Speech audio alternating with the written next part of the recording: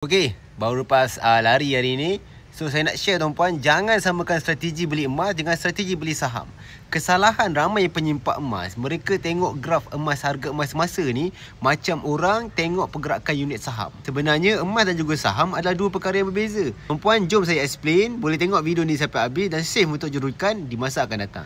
Konsep saham, tuan-puan beli pada harga yang rendah dan jual pada harga yang tinggi. Tuan-puan akan untung. Ya betul, konsep ini guna pakai juga untuk simpanan emas. Tapi untuk kaya dan berjaya dengan simpanan emas, fokus utama kita adalah pada pertambahan gram emas itu sendiri, bukan kenaikan harga emas. Bila tuan-puan terlalu fokus dengan graf naik turun harga emas, emosi tuan-puan akan terganggu. Kesannya, gram emas simpanan tuan-puan tak bertambah walaupun 1 gram. So, jangan jadikan simpanan emas macam trading saham. Kalau saham ni, bila harganya jatuh, tuan-puan boleh rugi sehingga nilainya boleh mencecah negatif.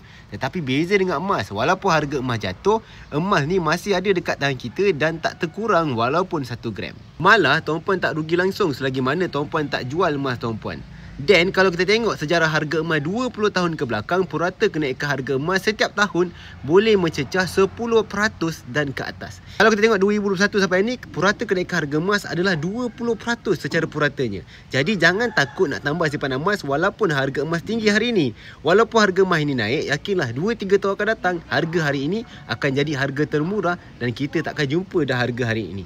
So, simpan je emas dan konsisten fokus pada pertambahan gram sehingga capai target simpanan, insya-Allah. So, tuan-puan yang berminat untuk mulakan simpanan emas, boleh tengok pin video saya atau just klik link di bio. Yang nak belajar lebih banyak tentang ilmu dan kewangan, jangan lupa follow saya. If you learn something, please comment.